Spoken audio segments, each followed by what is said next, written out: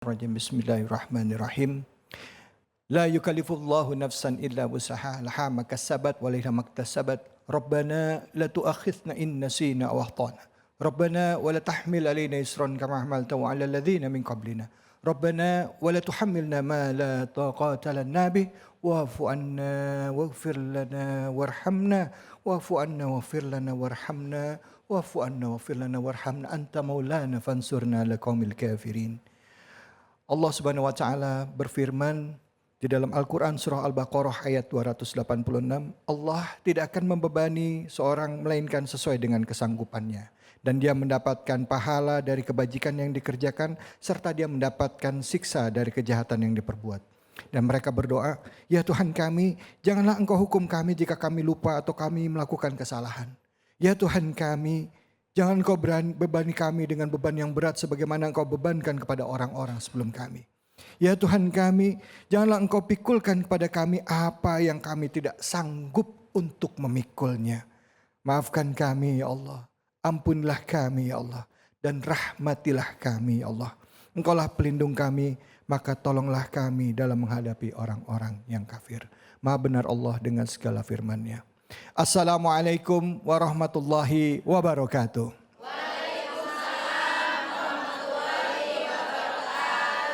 Alhamdulillah, alhamdulillahirabbil alamin. Puja dan puji kita panjatkan atas karyat Allah Subhanahu wa taala. Tidak lupa kita berikan salawat dan salam kita kepada junjungan kita, manusia yang mulia Nabi besar Muhammad sallallahu alaihi wasallam beserta keluarga, sahabat dan umatnya yang setia hingga akhir zaman. Hari ini kita akan bicara mengenai ujian. Wah, kalau udah ngomong ujian ini Bu, bukan cuma anak SMA yang dapat ujian. Bukan cuma anak sekolah yang dapat ujian. Tapi kita sebagai hamba Allah yang mengaku beriman juga mendapatkan ujian. Yaitu untuk menghadapi ujian ada kuncinya, yaitu kesabaran. Nah, tema kita adalah kesabaran di antara keikhlasan. Dan pada kesempatan kali ini sudah hadir bersama-sama dengan kita guru-guru kita. Yang pertama, izinkan saya mengucapkan salam hormat dan takzim kepada Ustazah Inaratul Ain. Assalamualaikum warahmatullahi wabarakatuh, Ustazah. Waalaikumsalam warahmatullahi wabarakatuh. Masya Allah. Terima kasih sudah meluangkan waktu hari ini, Ustazah. Dari samping beliau hadir bersama kita Al-Mukarram Kiai Uje atau Ustadz Jailani. Ujai, gimana kabar, sehat? Alhamdulillah sehat walafiat berkat doa antum. Masya Allah. Ini kita mau ngomong tentang kesabaran di antara keikhlasan. Masya Allah. Kalau ngomong sabar kayaknya nggak bisa kita kalau cuma ngomong sabar kalau belum diuji. Nah sekarang kalau kita dengerin tadi surah Al-Baqarah ayat 286. Allah tidak akan menguji seorang hamba melebihi batas kemampuannya. Nah, kira-kira apa yang bisa kita ambil hikmah dari ayat tersebut dan kira-kira tafsirannya dari ayat tersebut supaya kita tidak salah menafsirkan apa? Silahkan Ujai, fadhol. Naam. Assalamualaikum warahmatullahi wabarakatuh. Waalaikumsalam warahmatullahi wabarakatuh. Alhamdulillahi wa kafa wassalatu wassalamu ala sayyidinal mustafa wa ala alihi wa sahbihi wa manittaba amma ba'd. Setelah puji dan syukur hanya untuk Allah, salawat dan salam untuk baginda Nabi besar Muhammad sallallahu alaihi wasallam. Ibu-ibu jamaah yang ada di studio dan juga para pemirsa Cahaya Hati Indonesia dimanapun Anda berada. Allah Subhanahu wa taala dalam surat Al-Baqarah yang tadi Bang David telah sampaikan ayat 286. Pertama, suratnya kan tadi dibacain. Ustadz langsung aja masuk ke inti ya.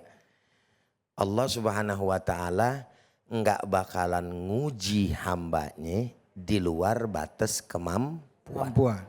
Itu atu. Dan ini yang harus diyakinkan terlebih dahulu. Sebab kalau misalkan kita ragu, maka akan berdampak dan berakibat kepada keimanan kita. Dan itu hati-hati. Kenapa bisa sedemikian rupa? Akan turun keimanan dan kepercayaan kita kepada Allah Subhanahu wa taala. Pada Allah Subhanahu wa taala akan memberikan jalan. Betul. dari semua yang namanya apa yang kita hadepin. Makanya hati-hati kalau udah bicara putus asa. Orang kalau nggak punya pegangan nih putus asa. Kemarin saya dapat Bang David video masuk ke grup. Ada orang gara-gara judi online gadein sertifikat bunuh diri.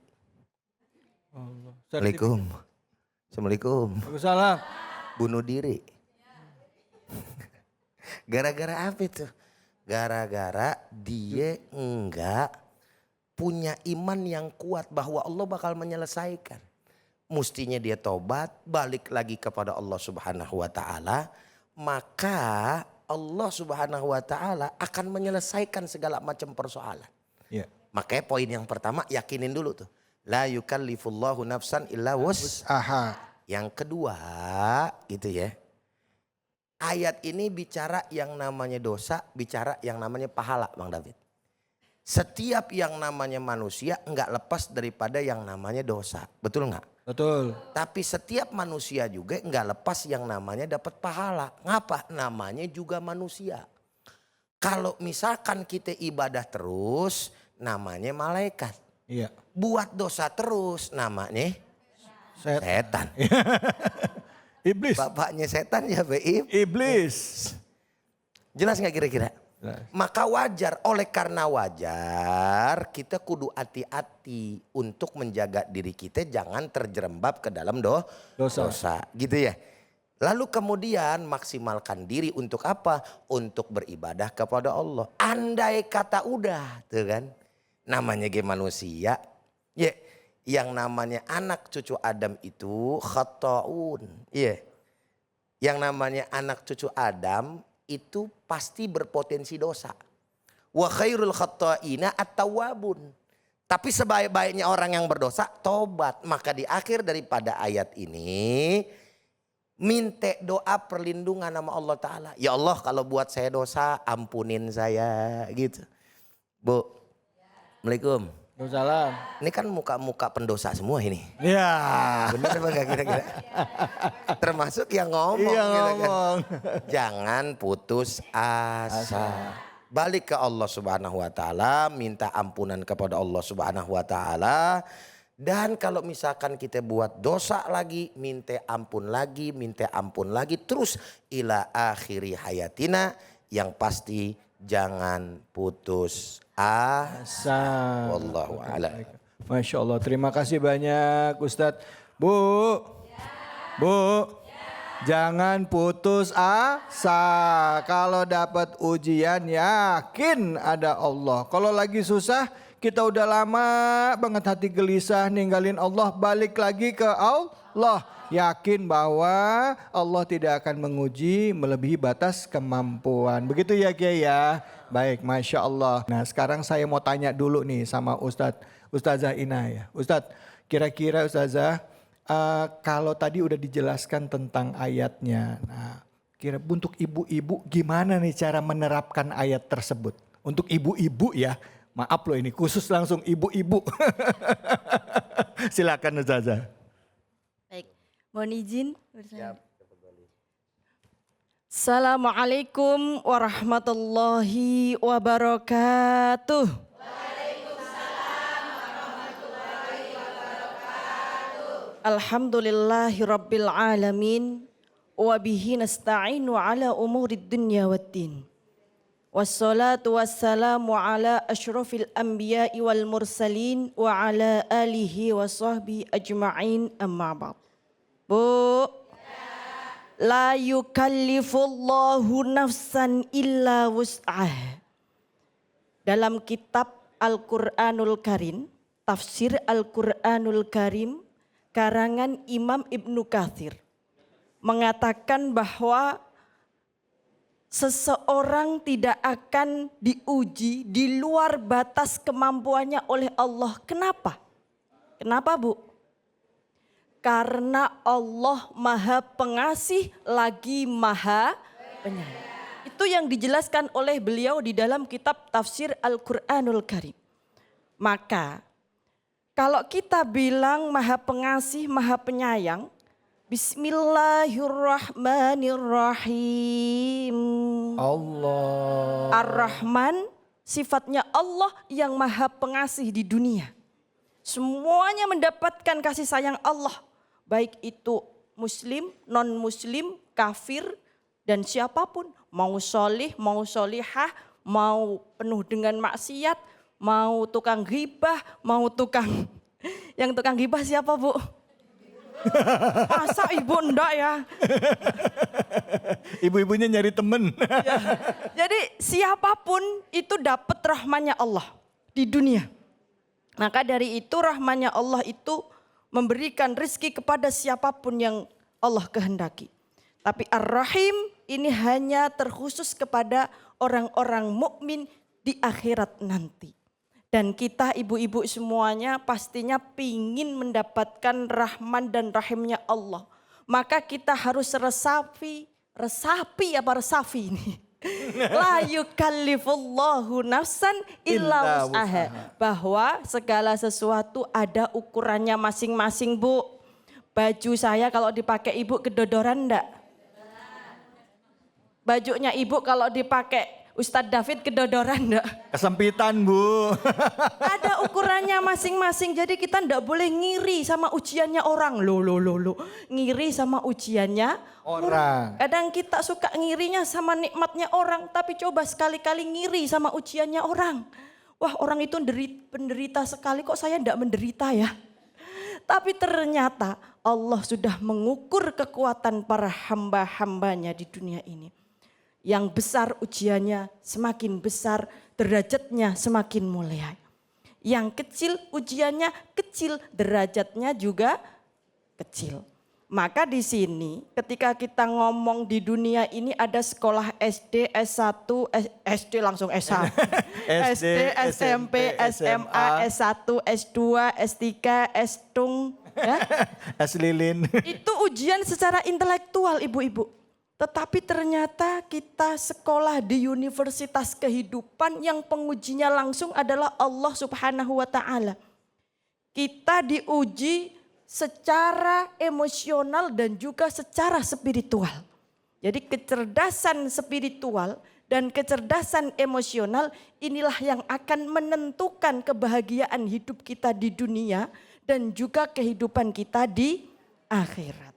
Maka mari kita berusaha sebisa mungkin semoga bisa lulus dari ujiannya Allah Subhanahu wa Ta'ala. Mendapatkan predikat cum laude. Tahu nggak cum laude apa itu? Apa ya? Lulus dengan terbaik. Lulus dengan nilai terbaik di sisi Allah Subhanahu wa Ta'ala. Maka dilanjutkan laha ma kasabat wa 'alaiha maktasabat. Di dalam kitab Al-Itqan Imam As-Suyuti mengatakan balaghahnya kasabah adalah untuk kebaikan dan iktasabah untuk kejelekan. Maka setiap dari kita mendapatkan balasan dari kebaikan dan keburukan yang kita lakukan. Tapi bedanya Bu, kalau kebaikan baru niat udah dapat pahala. Betul. Tapi kalau keburukan ibu mau niat sampai 1000 kali belum dilakukan. No, tidak ada dosanya. Alhamdulillahirabbil alamin. Masya Allah. Ustazah nanti dilanjutin lagi ya Ustazah ya. Kita akan dengarkan kajian tafsirnya ya bersama dengan Ustazah Ina. Tapi saya seperti yang saya sampaikan Ustazah ngomong soal kesabaran secara teori atau secara ayat kita baca sering ya. Tapi begitu diuji belum tentu sabar. Betul apa betul Bu? Misalnya dapat suami udah soleh, baik ya Bu. Tapi sampai di rumah suaminya pendapatannya sedikit, duit gak cukup. Sekali, 2 kali gak apa-apa. Tapi lama-lama kalau uangnya gak ada mulu gimana Bu? Ngomel. Bu. Sabar nggak gampang. Nah hari ini kita akan belajar dari seorang ibu yang mengalami ujian yang luar biasa. Tapi berusaha untuk bisa kuat dalam menghadapi ujian tersebut. Beliau ditinggal suaminya wafat pada saat ibu ini sedang melahirkan anak keempat. Sudah ada bersama-sama dengan kita yaitu Ibu Ilas Sahila. Assalamualaikum warahmatullahi wabarakatuh Bu Ilas. Waalaikumsalam warahmatullahi wabarakatuh Pak Ustadz. Masya Allah. Sehat ya Bu ya? Alhamdulillah. Ibu Ilas tadi kita udah dengar, mungkin di TikTok juga rame, ada juga yang tahu ya. Artinya ibu adalah seorang single parent, orang tua tunggal yang mengurus 4 orang anak. Dan coba ibu bayangkan, beliau sedang akan melahirkan di hari yang sama suami meninggal dunia. Itu sedang menunggu kelahiran ya Bu ya? Kebetulan masih mengandung 35 minggu, oke. di 36 ada rencana untuk operasi. Oke, Tetapi di minggu ke-35 saya sakit oke. dan saya dirawat. Mm-mm. Ketika dirawat ada kemungkinan harus dioperasi, dimajukan. Oke, Karena ada bahaya untuk saya dan bayinya. bayinya terus? Di rumah sakit saya dirawat, suami saya jaga saya, merawat saya. Suami merawat ibu. Oh. Di hari kedua sebelum saya operasi, suami saya meninggal di samping saya.